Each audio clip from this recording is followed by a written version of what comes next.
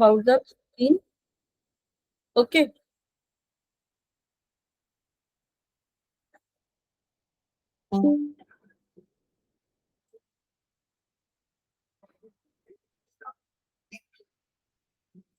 Okay. What are protein basically? So proteins are the most abundant, the macromolecules present. Uh, actually, we get in our nutrition in our food, and basically, they are like carbohydrates, organic compounds, but they are actually different from the carbohydrates in certain respects, basically. So the elements, the carbon, hydrogen, oxygen, they are also present. But besides this, there is a one another element also present in the protein, that is a nitrogen. So the basic building blocks basically of protein are the nitrogen containing units, and that is those are called as known as amino acids. So amino acids are basically the building blocks of the protein, which contains the nitrogen element. Sangeeta.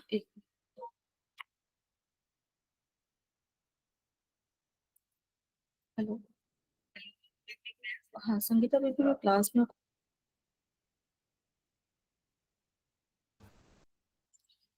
So the amino acids are the building blocks of the protein. So all proteins, whether from the most ancient lines of the bacteria or from most complex form of the life, they are constructed from the same set. The amino acid basically, they join and link together and forms the chain, and they linked together by the peptide linkages. So there are the several hundreds, even the thousands of amino acids which are struck together to make the strands of the protein, the chains of the protein, basically. So it is actually really amazed to know that these proteins are basically built up of the just 22 amino acids. Only the 22, the same set of 20 is written, but actually the 22 amino acids are there, and they form they in a different way. They make the chains and form even thousands of the proteins. Actually, the food has also endless variety of proteins, and they are just made up of all these 22 amino acids. No two proteins are similar because these 22 amino acids are present in different form. They are arranged in different kinds to make a particular protein. Okay. So from these building blocks, different organisms can make such widely diverse products as enzymes, hormones. All these are makeup of the proteins. So amino acids, which makes proteins, are uh, in arranged in a very different way. So they are also present in enzymes, in hormones, and the antibodies are also made up of the protein, the transporters, the fibers of the muscles, even the lens of the eye, the feathers of the animals in birds, basically, the spider web, the rhinoceros horn. It's not basically uh, horn, basically it's a bundle of, you can, of hairs, basically, that is made up of the protein. The milk protein, antibiotics, mushroom poisons, and all these are made up of these essential 22 amino acids.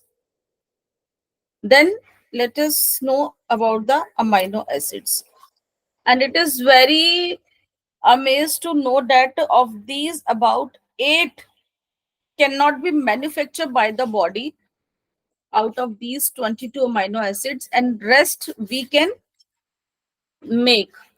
So those which cannot be manufactured by body must be supplied by the diet. Otherwise our body also makes some proteins, like for example, the antibodies, the hormones, है ना, which we have read about, है ना, milk proteins, many things. But some proteins which our body not manufacture, so that protein must be supplied by the diet. So those amino acids are known as essential amino acids. Okay. So the proteins basically are the polymers of amino acids. These are the chains of the amino acids. And with each amino acid, a residue joined to its neighbor by a specific type of the bond, that is a peptide bond. Okay, basically. So these are known as the peptides, and the bond which joins these amino acids are the peptide bonds. Actually, each amino acid has a one hydrogen atom and three important other functional groups. That is actually in center there is a carbon. There is no picture actually, then you will people get confused. Yeah, okay, okay, later it will come, I will discuss there. So the proteins basically the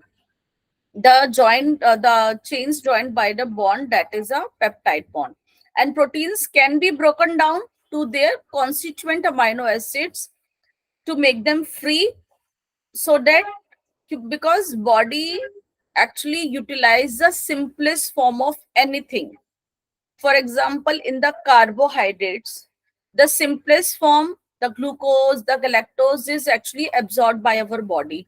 So same here, the complex chain of the protein gets digested by our body and converted into the simplest, the amino acid, and these amino acids basically are utilized or absorbed by our body. Okay, is it okay? Any doubt, any question?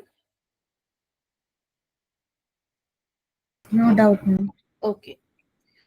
So there are total 22 amino acids. Okay. I told you that these amino acids are arranged in different way. So it makes a different type of protein. Every protein has a different type of chain. So some amino acids like the selenocysteine, pyrrolysine are rare amino acids and are not produced naturally. So others, all naturally occurring 20 amino acids are biologically essential for our body growth and other further functionings. So human can synthesize 11 nutritionally non-essential. What are the essential amino acids? I told you right now. Which one?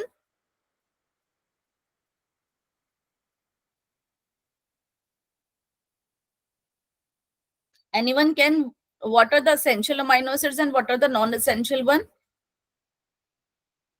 The 11 one are No, no, no. We called essential essential acids acids those. those Please mute. please Those which cannot be manufactured by body must be supplied by the diet, and which cannot our body uh, which cannot be made by our body, manufactured by our body. Those are the essential one.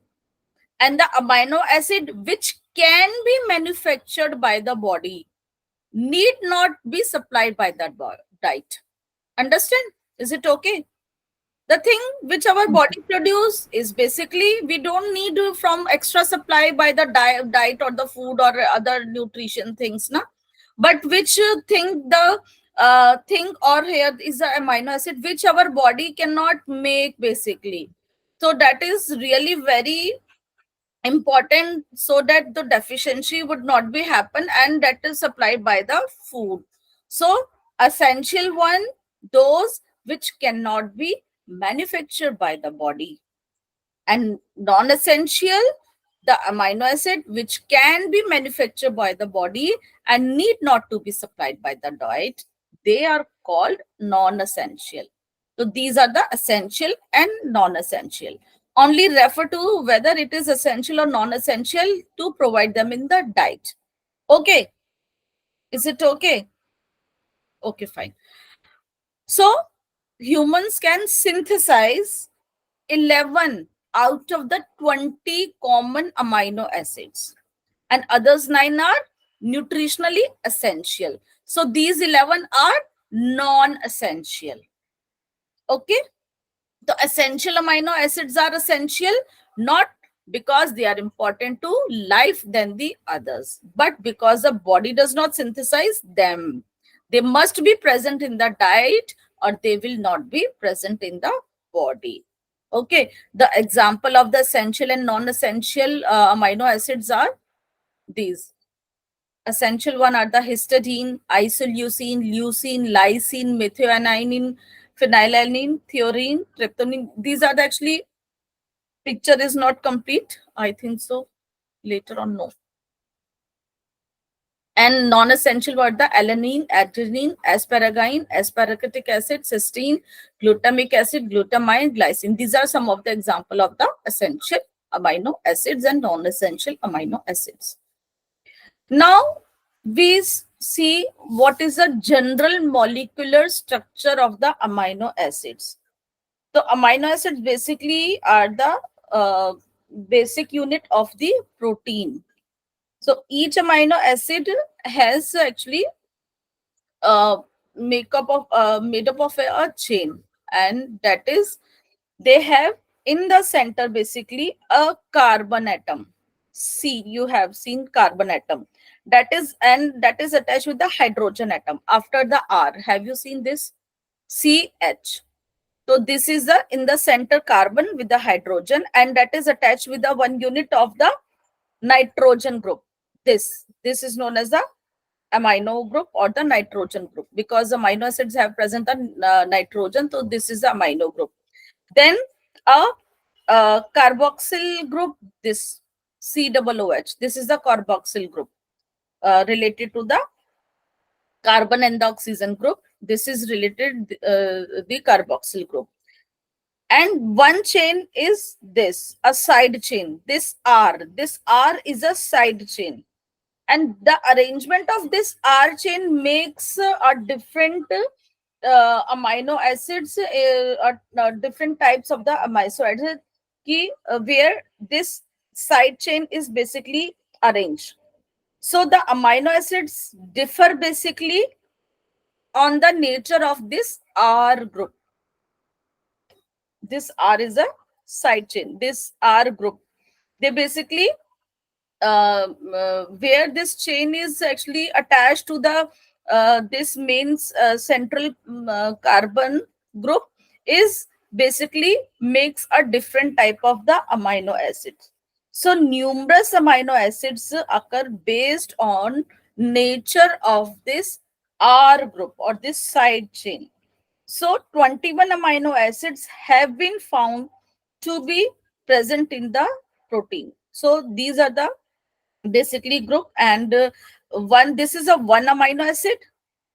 Then uh, another amino acid joined together with a bond that is known as the peptide bond.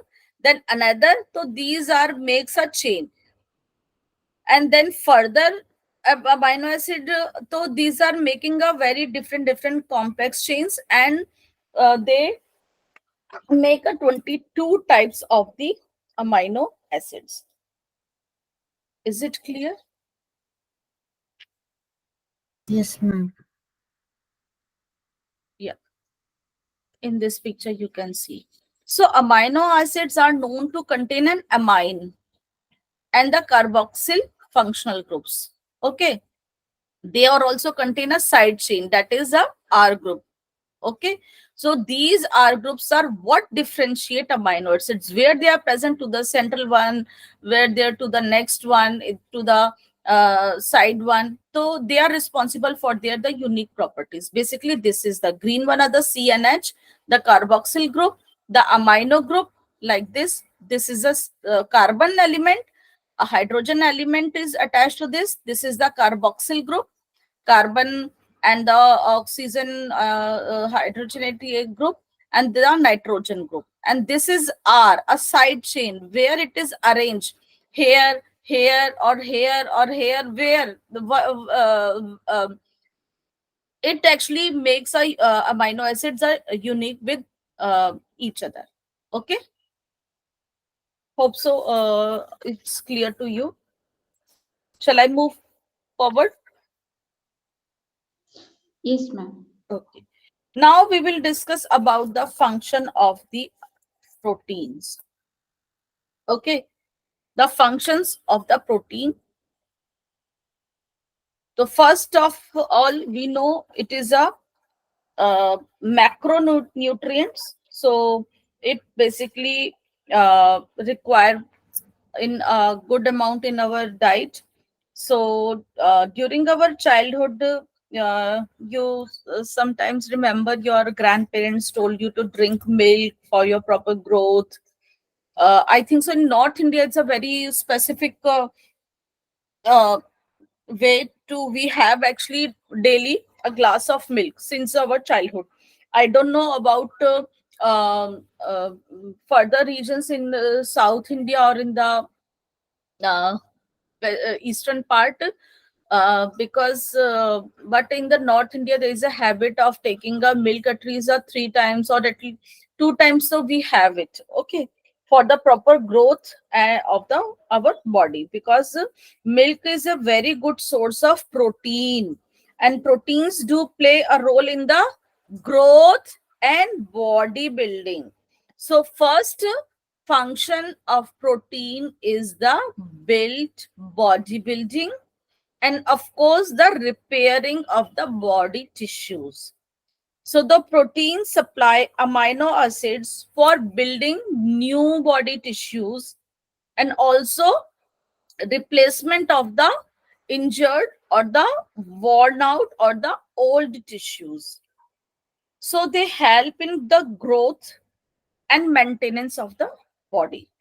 So for the constant growth of the human beings from our birth, from our childhood till the adulthood, we need a constant regular supply of the protein for our normal growth, and for of course of the uh, uh, repairing of our body.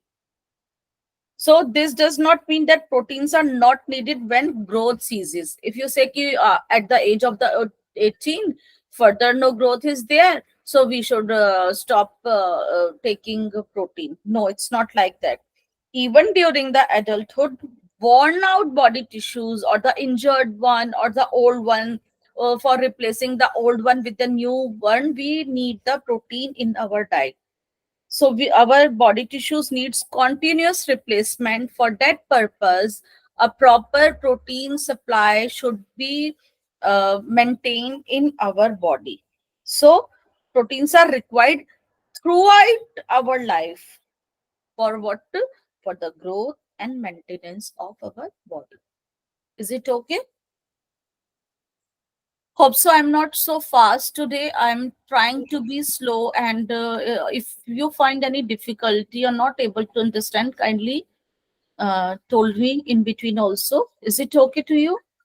Yes, ma'am. Today is very okay. Today is okay, ma'am. Okay, thank you. Okay, yes, ma'am. Okay. Then, Absolutely. Okay, yeah, ma'am. okay. Then the next is actually the next function is protein act as regulatory and protective substance also. The regulation of the body processes. So proteins are required for a specific function in our body, basically. So particular protein is directed for the particular function also, proper body process also. The protein basically are also the part of some chemical substance which are essential for our regulation of our body processes. So, in anatomy and physiology, you have heard about the enzymes, some hormones like terms. So all those are also made up of all these protein. So the role of enzymes, basically, uh, basically they help in the process of the digestion of food, and all enzymes are basically protein in nature. So enzymes are basically very essential in the process of the digestion. Thus protein helps in the body process, here the process of the digestion. And some hormones we have, and hormones basically produced by our body, and those hormones are also made up of protein. Hormones basically, what the role they are playing, they have a very vital for the regulation of our metabolism and body functioning also. I know. So some of the hormones, if you kindly give me some example, any hormone, if you can, you any hormone? Yes, ma'am. Ma'am, melatonin, adrenaline, Yes. more hormones are there, ma'am. Insulin. Have you heard about the insulin? And that is Insulin. also is a made up of the protein, and it has a function in what? In controlling the glucose level in our blood. If insulin does not work properly, what will happen? The glucose level will not maintain a normal value, and the disease like diabetes may happen. Okay. And antibodies, which basically protect our body from the illness, plays a very important part in the immunity, or also made up of the protein. Okay. Just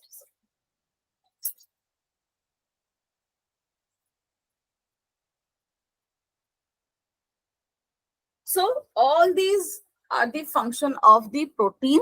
First of all, the growth, the bodybuilding, and now the regulation, protective as a protective substance in the functioning of the body. Then, okay, in this slide, the functioning of the immune proteins. Immune proteins are what? Those are the antibodies which helps in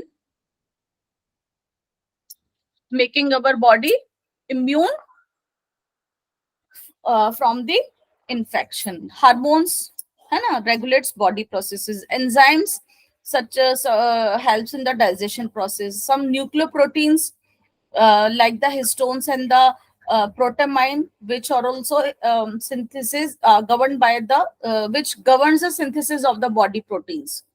Then the contractile proteins, which help in the action of the muscles, the actin and myosin.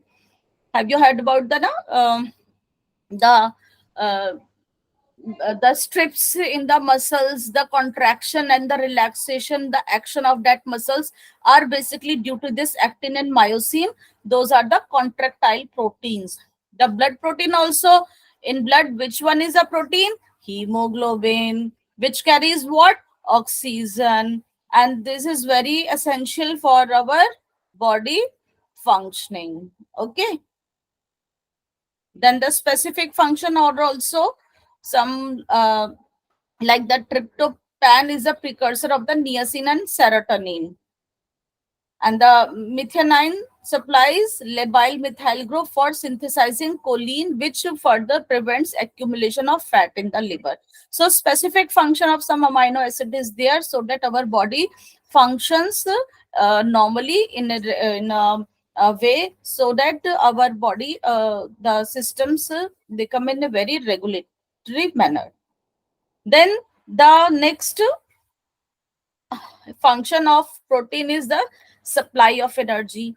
As we know ki energy giving function of nutrients are the carbohydrates, fat and the protein.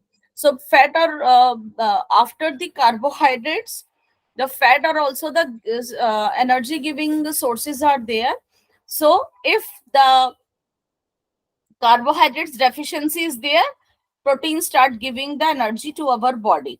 So protein, how much the energy is given by the protein? Anyone? 4 4 kilocalories. kilocalories. It's mentioned here also. है ना?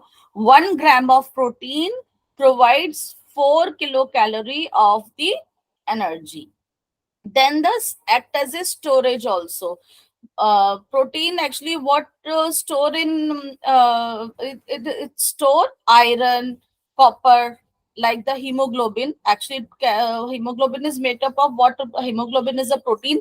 Heme plus globin. Heme is what? Heme is iron and globin is a protein. So it is store also iron, and it store also the copper. So protein also act as a storage medium. Then the next is the what? It's a acid base balance. The protein also maintain our body pH, actually the acid base balance of our body fluids. So it act as a buffer. It maintains uh, the pH value of our body fluids also, like in the blood, in the lymph, है ना? It also maintain the acid and base balance. And the last is in the pregnant and the lactating woman, the provides amino acids for the growth of the fetus and for the production of the milk during lactation. So it has also a role in during the pregnancy and in after the delivery in the lactation. Is it okay? After the function, we will discuss about the digestion and metabolism of protein. So basically the dietary protein chiefly consists of the proteins and the small and the large chains of the amino acids. So these large chains need to be what? Break down into the simplest form into their constituent amino acid, into the single chain of the amino acid. So the digestion of the protein begins in the stomach, and the digestion of the carbohydrates begins where? The mouth. In the mouth. Which enzyme help in the digestion of the carbohydrate in mouth? Salivary amylase. Very good. Salivary amylase. Yes.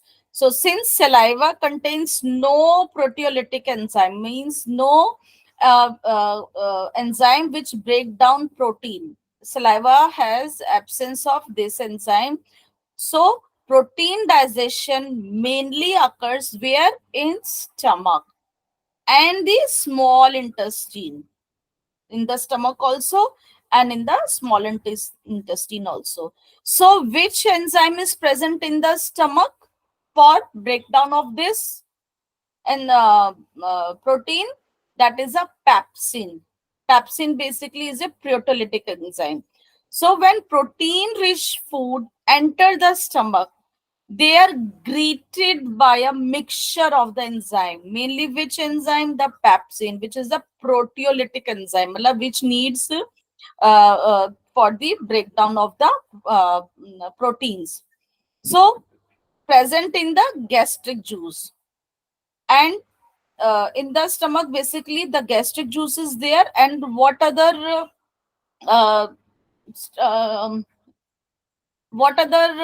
thing is there for the which helps in digestion? That is a hydrochloric acid. That is a very it's a acid which helps in the digestion. So the pepsin which is present in the gastric juice breaks down the protein into what? Into the smaller amino acid chain. Okay. Then the basically the later the hydrochloric acid produce an environment which the pH is basically highly acidic, 1.5 to 3.5, that denatures proteins within food. But the pepsin cuts proteins into the smaller polypeptides and their constituent amino acids. So when the food gastric juice mixture enters the small intestine, chyme, it becomes in the stomach, it becomes what? It becomes acidic because of the presence of the hydrochloric acid. But when it enters the small intestine, that acidic chyme should be converted into the alkaline. Otherwise, that may injure our intestinal mucosa. So when the chyme comes out from the stomach into the small intestine, the pancreas start releasing the pancreatic juice, that is to neutralize that the hydrochloric acid and the sodium, which actually also contains a sodium bicarbonate. So this helps in protection of the intestinal mucosa lining. Okay, is it okay? Any question, any doubt? Okay, ma'am. Okay. So pepsin itself cannot complete the digestion of the protein basically. So the partially broken down protein from the stomach are released into the small intestine where further digestion takes place. First of all, the our pancreatic the juice, it breaks down into the smaller one. Okay, so uske then later on this okay, then in intestine, in order to avoid breaking down the proteins that make up the pancreas and small intestines, pancreatic enzyme also released as a inactive proenzymes that only activated in the small intestines, that works only there. Okay, is it okay? Yes, ma'am. Yes.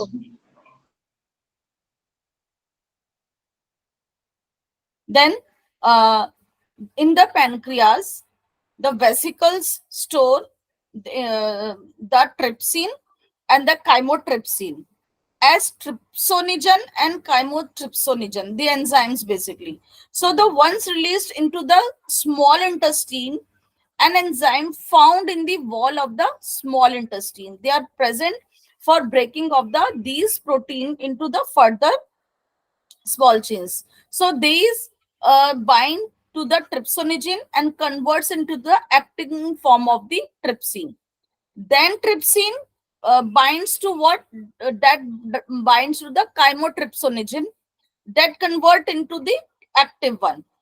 So then this trypsin and the chymotrypsin break down these large protein into the smaller one, and this process of the breaking of the protein from the complex into the smaller one is known as the proteolysis, protein breakdown. Protein breakdown is proteolysis. So these smaller peptides, these amino acids are then catabolized into their constituent amino acid, into the simpler one. Then these, the simpler one, transported across the apical surface of the intestinal mucosa, and then a process that is mediated by the sodium amino acid transporters.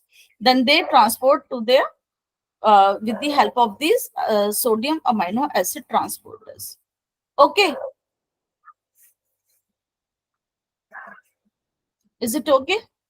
So the metabolism of protein is essentially the metabolism of amino acids, as these are the end products of the process of the digestion of proteins. Basically, we can say, so it's also the metabolism of the amino acids. So after digestion,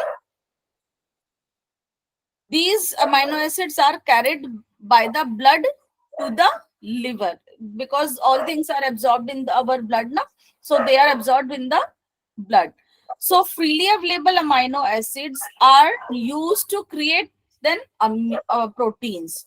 If amino acid exists in excess, if they are present in huge amount, the body has no capacity or mechanism for their storage. Then they convert into the glucose or ketones. These amino acids further then converted into the ketones or the glucose, and or they are decomposed. Okay, so amino acid decompositions result in what? In the hydrocarbon or the nitrogenous waste, because our body cannot absorb nitrogen. Okay, so they have to be released and they become the nitrogenous waste. So however, higher concentration of nitrogen are toxic, because nitrogen is in excess in our body is not so good. So this excess nitrogen converted into what? Into the urea, and facilitates its accretion from the body. Then we need to eliminate this urea from our body. Okay, so urea usually excrete from our body from where?